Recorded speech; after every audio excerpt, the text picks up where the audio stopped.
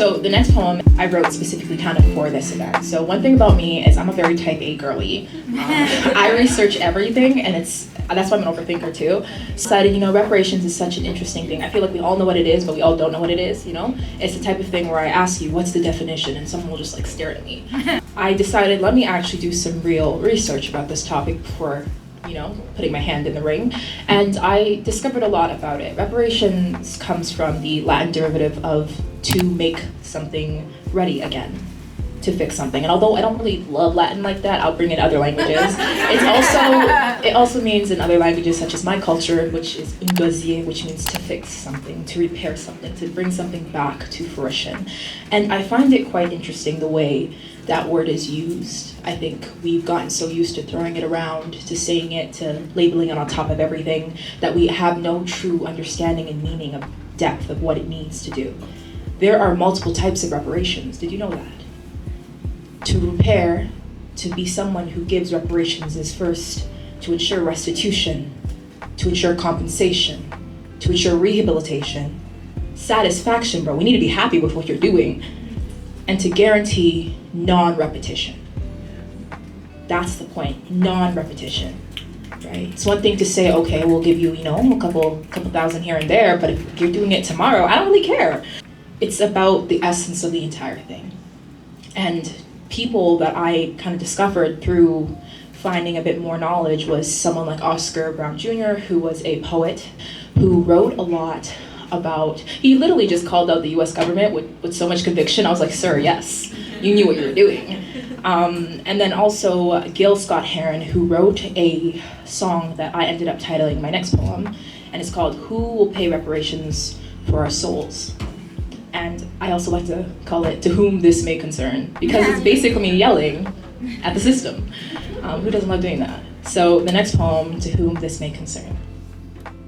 This is a message, in fact, a letter, to the man, woman, or person responsible for these atrocities as follows, both dead and alive.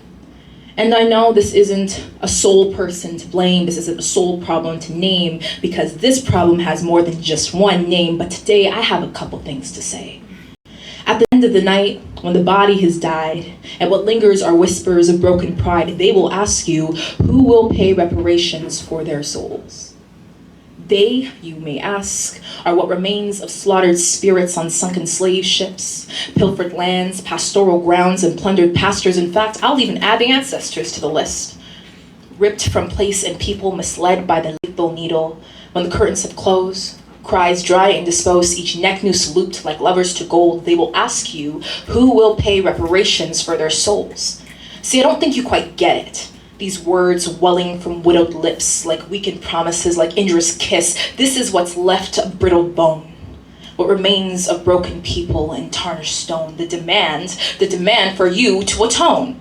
Because we have always known that right there, that's a stolen throne. In fact, let me call that a slaughtered home. Think of mother, bearer of future, like child, receiver of none. Oh, father, wore-down warrior. Think son, agent of one, call daughter. All matchstick and flame, a light under her people's strain. And I'm tired of thinking and hoping and dreaming and writing. I'm tired of writing, kneeling, praying, reeling at the same old story on the same old day. So the question is, who will pay?